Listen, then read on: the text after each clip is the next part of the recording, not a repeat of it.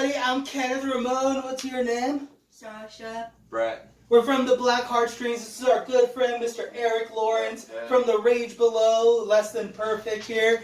And we just got done listening to Perhaps, a new single from Guns N' Roses. And as you guys know, I'm a huge Guns N' Roses fan, so really cool to finally get some new music. I was hoping that they would release a whole album, but it looks like they've been going single by single. And yeah, it looks like they're like trying to retouch some of that old Chinese Democracy stuff that just wasn't used from the old sessions like back in the day. So I don't know, Eric, what did you think about this new single here? So I also am like a really big fan of Guns N' Roses. So honestly, anything where, anytime they're playing anything, like I'm gonna listen. I'm probably gonna enjoy it. I even dig some of the Chinese Democracy stuff, which I know a lot of people are really kind of not as cool with. Yeah. But I really like the last few things they've done. We were talking about Hard School. I thought that song was great. Really? I liked Absurd a lot more than everybody else seemed to.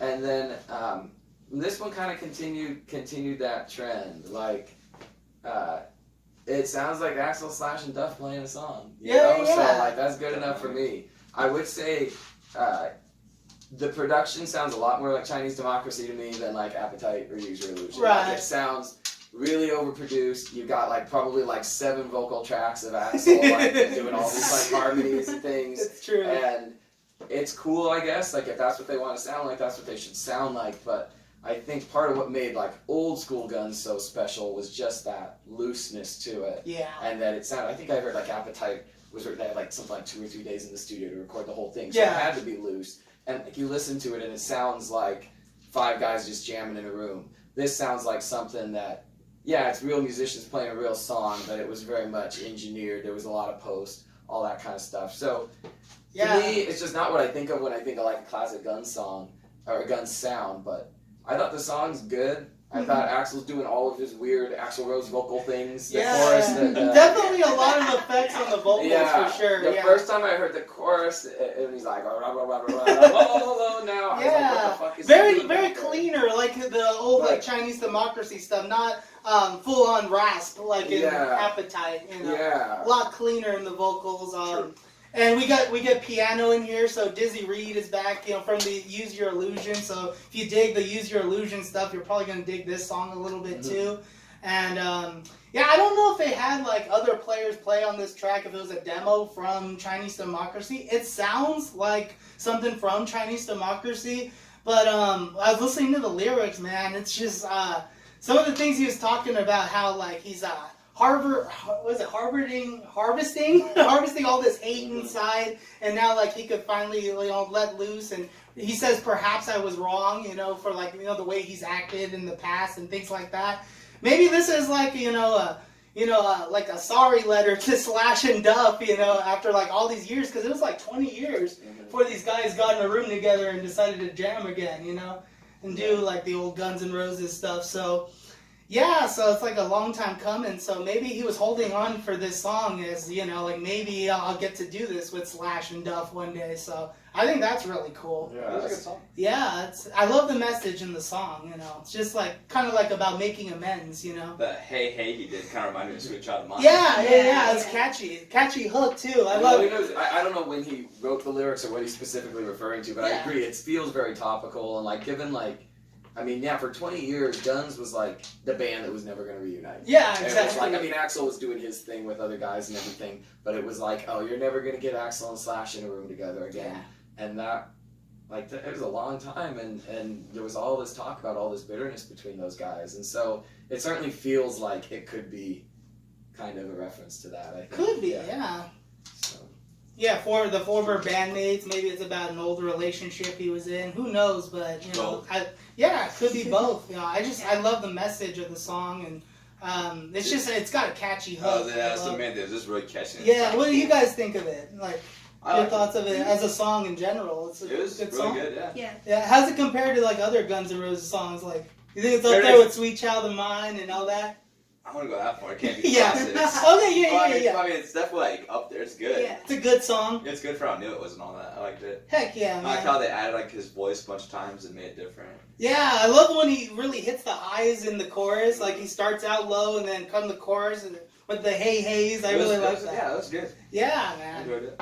So yeah. I just wanted to take a second to listen to this song with my good friends here. We're all Guns N' Roses fans, and yeah, it's just so cool to get some new music. I think you know? both Perhaps and Art School, those two, I would Yeah. say are better than almost all of Chinese Democracy. Like the only songs in Chinese Democracy I really, really go back to. I really liked IRS. I really like Madagascar. That's about it. I like the title track fine, but like these two songs would both be like among the best songs on that album. Yeah. And so that's cool. I kind of feel like the release strategy, I have no idea what any of these guys are thinking, but I think that Axl probably just had a pile of old songs Oh, from yeah. Chinese Democracy, and I get it as a songwriter. You write something that you like and that you feel strongly about, like, you're just constantly thinking about it until you get it out there. Yeah. And so I think that he's kind of like, let's check this off the list, let's get these songs out there.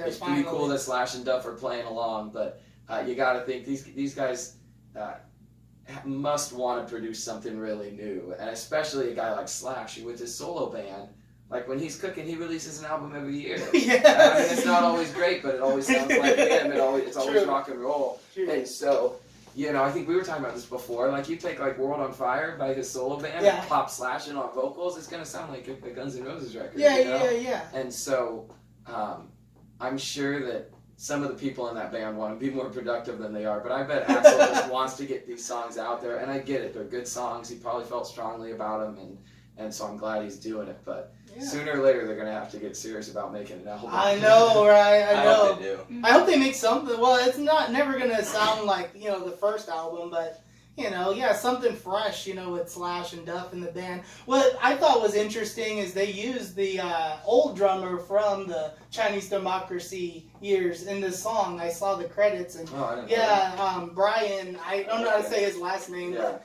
they don't have the current drummer on this track. Yeah. Which, They probably did save that song, and these like, guys, is a perfect moment to release this. yeah. There's probably gonna be more to come though. Yeah. Well, I remember when you look at the liner notes for Chinese Democracy, since that album was being made for so long. There was so many many people- it's drummers in it. every track's a different band, Yeah. basically. Yeah, Josh there's like Freeze 25 was in people on it. that record, and like, Yeah. I don't know, it's just, again, that's fine, like, the songs probably sound the way they wanted them to sound, but you just can't beat having this same band, you got 4 or 5 guys just writing songs together and playing those songs together, and Yeah. having that kind of consistency, which, Prime Guns N' Roses, it was always the same dudes out there, Yeah. So, Alright guys, well you know what, let's wrap it up. Let's give this song a solid rating. Let's start with Brett. What do you give this song? From a scale to 1 to 5. I'll give it a 4. 4? I liked it. It was good. Yeah. What about you, Sasha? 4. 4? I'm gonna say 4 as well. Pretty solid. I was gonna say like a middle to high 3, but sure, 4. Consensus. Yeah, You man. just can't beat the classics, so it's not. That's 5. true. That's true. But listening to it as a song itself, I think it's a pretty decent track. So I really like. I'm gonna bump it in the car for sure again. So yeah, really cool. It's catchy. Really cool. So Use Your Illusion was 2 albums, right? Yeah. And there was a single album version of it that was released, but I found out later that the single album version was just released at Walmart as an unexplicit album, so it wasn't actually the best songs. It was just ones without profanity. So that's obviously bullshit. So I decided I was going to make my own Use Your Illusion. This is the ultimate Use Your Illusion. I win. You can't challenge. Number one, All right. Number 1, Right Next Door to Hell. That's the first album. Yeah. First song on Use Your Illusion 1. Yes. That's how it should start. Dust and Bones number 2. Yeah. That's the one Izzy's singing. That's also, I think, number 2 on Use Your Illusion 1, but that fits in the second spot. Don't Cry is not one of my favorite Guns songs, but it's so popular, and I think it does. I mean, it's a good song. It's got to be in there. So I said, I like after 2 kind of barn burners to start it off, throw in the ballad there. Number 4, Bad Obsession is like a top 2 or 3 Use Your Illusion track. I know it's not a single or anything, but I love that song. That's like Axl at his meanest. The band's so groovy. You got that harmonic part, all that. Another slow one, number 5, November Rain. Of course, that's going to be there. That's one of my favorites. Yeah. Yep. Then we get into Use Your Illusion 2 stuff. The opening trifecta from Use Your Illusion 2 I keep all in order. Civil War 14 Years Yesterday. Hell I think yeah. those 3, that's how Use Your Illusion 2 starts. I say put it all right together. I have Heaven's Door after that. I didn't put the other cover. Live and Let Die, the cover's so popular. I just don't, it doesn't resonate with me. So I left that off mine. really And me Knocking on neither. Heaven's Door I kept at number 9. Number 10 I have Breakdown. 11 I have Pretty Tied Up. Which Yes! absolute favorite that doesn't get played that much. I love that. The Agreed. part at the beginning. I was hoping that was in your list. I love that one. Absolutely. 12, Estranged. When it comes to like epic Guns N' Roses song, Estranged is the best one. Yeah, in my yeah, yeah. opinion. I've always liked Estranged more than November Rain. The licks that Slash plays in the verses or in the lead up to the verse, and then also the solo, incredible. And then I close it all out with "You Could Be Mine." Hell yeah, So, dude. and outro. I was So gonna that's say those two songs better my be in there. Definitive 13-track Yeah. version of "Use Your Illusion." You can forget all the other stuff. My That's World, a- all that crap. Definitely not my world. Anyways, you guys, thank you for watching our video. If you want more videos like this, let us know in the comments section. This video a thumbs up, subscribe to our channel. Yeah, we appreciate it, man. Brett, Sasha, Kenneth, Eric, signing off. Yeah.